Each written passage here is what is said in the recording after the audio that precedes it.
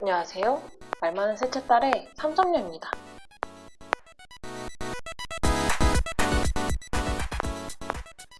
한 주 잘 지내셨나요? 이번 주는 덥고 습하고 비 오고 정말 환상의 3박자 콜라보였던 한 주였던 것 같습니다. 저는 이번 주에만 마감 일정이 목금 이틀이나 있어서 정말 역대급 바쁘고 심장이 쫄리는 진짜 힘든 한 주를 보냈습니다.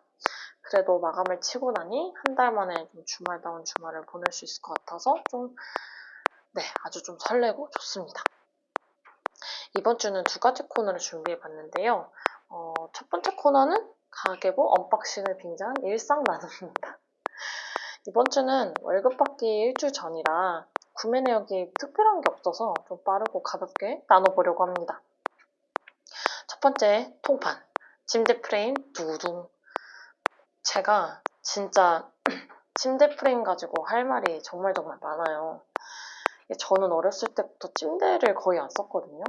몇 년 쓴 적이 있긴 한데 이제 고모가 쓰던 프레임을 그대로 가져온 거라 사실 그게 어떻게 생겼는지 모르고 사용 기간도 좀 짧아가지고 기억이 정확하게 나질 않아요. 그래서 결혼할 때 프레임을 사야 했는데 어떤 걸 사야 하나 좀 고민이 많았습니다. 그리고 결혼 준비가 한창이던 때라 프레임을 놓고 공부할 시간과 여유가 되질 않아가지고 일단 인터넷에서 괜찮아 보이는 거를 저렴이를 샀습니다. 저희 언니들이 프레임은 그렇게 비싼 거 살 필요가 없다고 해가지고 좀 저렴한 걸 샀는데요. 이게 저렴한 이유가 있더라고요. 침대 밑판, 그러니까 받침대 프레임을, 아니, 매트리스를 받치는 그 판이 통판이 아니라 갈비살이었어요. 자재가 덜 들어가니까 저렴했던 거고, 저희는 킹사이즈 매트리스를 사용을 하는데, 이게 정말 저희에겐 최악의 형태였습니다. 이게 힘이 없으니까 매트리스를 받칠 그게 안 됐고, 특히 이제 좀 몸무게가 좀 나가는 저희 신랑 때문에 더더군다나 갈비살을 하면 이게 지지하는 힘이 약해져가지고 진짜 막 삐그덕삐그덕 거리고 막 당장이라도 침대가 막 무너질 것 같았어요. 그래서 저희가 논의 끝에 통판을 인터넷에서 맞춤 주문을 해보자 해가지고 이제 또 맞춰봤습니다. 근데 역시나 삐그덕 거리더라고요. 이게 합판을 쓰기도 했지만 그 통판이 침대에 맞춰서 억지로 들어가다 보니까 얇아야 되고 그러다 보니까 또 받치는 힘이 없어가지고 이것도 시간이 이렇게 지나니까 삐그덕 거리더라고요. 그래서 결국엔 통판 프레임으로 새 걸로 사가지고 교체를 했습니다. 통판 프레임 살 때는 그래도 나무도 공부도 하고 업체 후기도 다 분석을 해가지고 네이버에서 48만 원에 구매를 했습니다. 확실히 통판이니까 삐그덕 소리도 안 나고 좀 안정적이더라고요. 아무튼 이렇게 해가지고 일단 프레임은 해결이 된 것 같은데 지금까지 프레임에만 한 100만 원 정도 넘게 쓴 것 같고 이전에 쓰던 거는 중고거래도 어려워가지고 쓰레기 처리를 해야 되는데 이게 또 신고 비용까지 하면 좀 더 나올 것으로 예상이 됩니다. 아무튼 예비 신혼부부들 진짜 잊지 마세요. 침대는 통판입니다. 그냥 외우세요. 침대 프레임은 절대 통판. 두 번째는 스마트 콘센트입니다. 이거는 구매한 지 좀 됐지만 예약 주문했던 거라 지난주에 집에 도착을 했고요. 이번 일주일 좀 사용해 봤습니다. 헤이홈에서 나오는 스마트 콘센트이고 14,900원에 구매했습니다. 쉽게 말하면 한국짜리 멀티탭인데 스마트 버전이라 원격으로 조정되는 거라고 보시면 됩니다. 콘센트 온오프를 내 입맛대로 조절을 하는 건데요. 특히 이제 집에서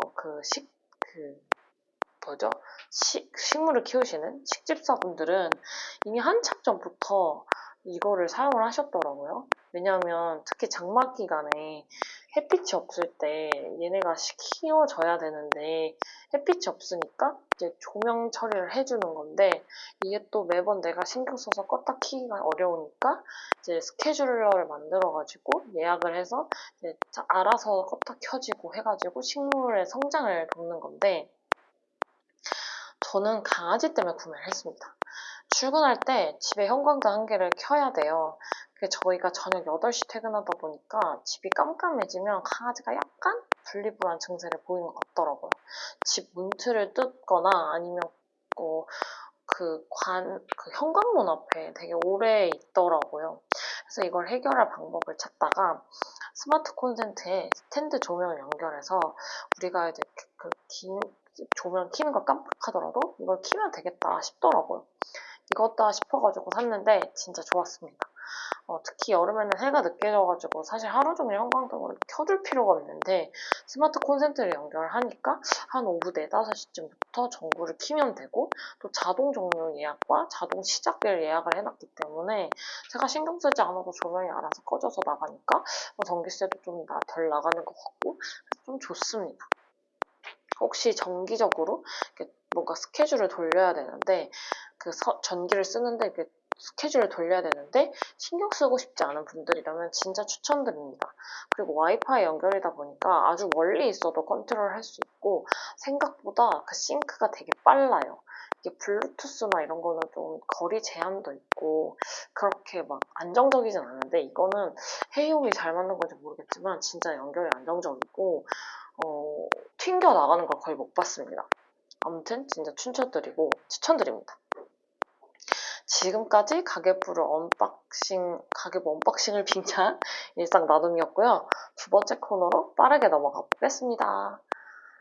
요즘 제가 공부하는 봄이라는 유튜브 채널을 즐겨보는데요. 제가 진짜 파워제이라고 생각을 했는데 이분은 진짜 파워 계획형이십니다. 쓰리잡을 뛰면서 운동도 하고 영어 공부도 하는 그런 진짜 정말 부지런한 진짜 요즘 말로 갓생 분이시더라고요. 그리고 본인도 갓생을 추구를 하시고 이제 그래서 그냥 되게 대단하다라는 마음으로 그분 채널을 즐겨보는데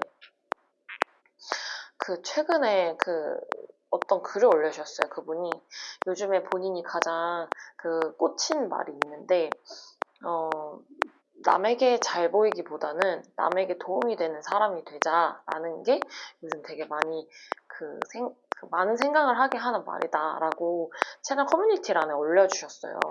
저도 그 글을 보고 약간 띵 했습니다. 사실 저는 남에게 좀 잘 보이는 삶을 추구하면서 살았던 것 같아요. 대부분의 사람들도 그랬겠지만 저는 좀 더 유독스러웠던 것 같아요. 저희 부모님이 학창시절에 공부를 좀 많이 잘하셨거든요. 그래서 그런지 저의 진짜 무난한 학교 성적에 크게 만족하신 적이 별로 없어요. 그 기대를 맞추려고 매번 노력하고 인내하고 막 달려봤는데 결과가 진짜 전교 1등, 전국 1등 이래본 적이 별로 없고 조금 지난번보다 좋다고 하더라도 부모님은 제 앞에 잘하는 애들이 더 많기 때문에 더 노력하고 그들을 목표로 삼아 가야 된다고 항상 약간 채찍질을 하셨는데 그런 패턴의 반복이다 보니까 저는 좀 인정받고 싶은 욕구가 점점 커졌던 것 같아요. 그래서 성인이 돼서도 결혼을 하고 나서도 여전히 제 안에는 인정받고 싶은 욕심이 진짜 가득합니다. 그래서 남편과도 회사에서도 저는 인정을 받지 못하면 좀 많이 괴로워해요. 그걸 많이 이제 내려놓으려고 하지만 진짜 여전히 그게 습관이 돼가지고 좀 괴로운데 좀 회사에서 특히 좀 팀장님이나 저희 위에 리더들한테 인정을 받으려고 그 사람 마음에 들고 싶어서 제가 진짜 계속 안달복달 못합니다. 남편이 안 그래도 된다고 저에게 안심하라고 하지만 이게 자꾸 눈 뜨면 그러고 있어요. 근데 이 말을 보고 제가 좀 띵했는데 이게 어떤 생각이 들었냐면 그동안 나는 남들이 내 인생의 주인공이 되게끔 허락하면서 살았구나.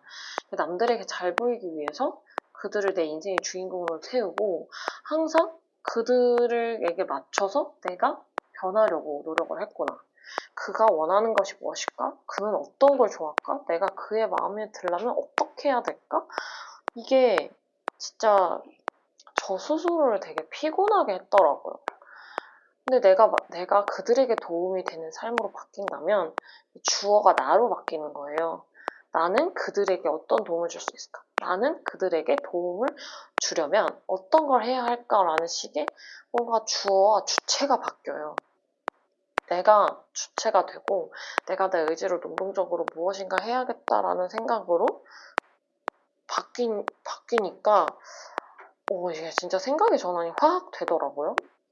사실 지난주에 회사에서 제가 마감했던 일이 문제가 있었어가지고 다른 팀원분들이 좀 불편함을 겪었습니다. 그걸로 팀장님에게 좀 혼이 났고 혼난 것도 혼난 거지만 내가 또 팀장님 눈밖에 날 수도 있겠다라는 생각이 들었고, 그리고 또 자세하게 말하기는 어렵지만 또 다른 리더에게 또 나는 감점 포인트를 내가 제공했구나, 내가 또 내 발로 내 손으로 내 무덤을 봤다라는 생각이 들어가지고 진짜 많이 힘들었습니다. 좀 스스로 자책도 많이 하고 좀 그랬었는데, 그래서 이번 주 마감 2번을 치면서 제가 많이 불안했어요. 제가 또 실수하면 어떡하지? 내가 실수해서 또 팀장님과 팀원들에게 불편함을 주면 어떡하지? 라는 생각이 들어서 정말 심장이 벌렁벌렁벌렁 뛰었습니다. 다행히도 이번 주는 마감을 잘 쳐가지고 문제없이 넘어가긴 했는데, 금요일 퇴근해서도 머릿속에 계속 큰일이 없겠지? 없어야 하는데 하면서 좀 많이 불안해했습니다. 그러던 중 이 글을 보고 제가 정말 생각머리를 고쳐야겠다는 생각이 들었어요. 앞으로 나는 남에게 잘 보이기보다는 남에게 도움이 되려는 마음으로 살아야겠다라고 진짜 다짐을 하게 되더라고요. 남에게 잘 보이는 건 정말 한계가 있는 것 같아요. 왜냐하면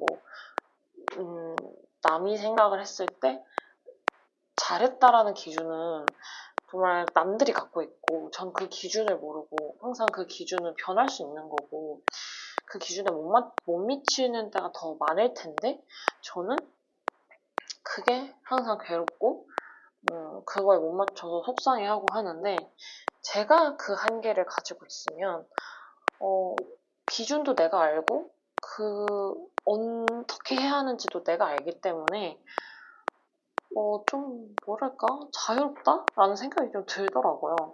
그래서 진짜 내가 주체적으로 다른 사람에게 도움을 주는 식으로 생각을 해봐야겠다라는 정말 굳은 다짐이 생겼습니다. 그래서 이제 저는 팟캐스트도 여러분들에게 도움이 되는 방향으로 나가려고 합니다. 물론 제 만족이겠지만 어떤 컨텐츠를 넣어야 듣는 이들에게 도움이 될지 고민을 해봐야겠습니다. 네, 오늘의 코너 준비는 여기까지고요. 재미있게 들으셨나요? 댓글에 어떤 도움을 받으면 좋겠다라는 의견을 남겨주시면 적극 반영해서 다음 방송에도 준비해 보도록 하겠습니다. 오늘의 TMI는 없습니다. 물론 있긴 한데 이거는 제가 좀 한 주 더 생각을 해보고 다음 주에 나눠보도록 하겠습니다. 아무튼 다들 더위 관리 잘 하시고요. 비 온다고 하니까요. 또 조심하시고 다음 주에도 건강하게 만나요. See you!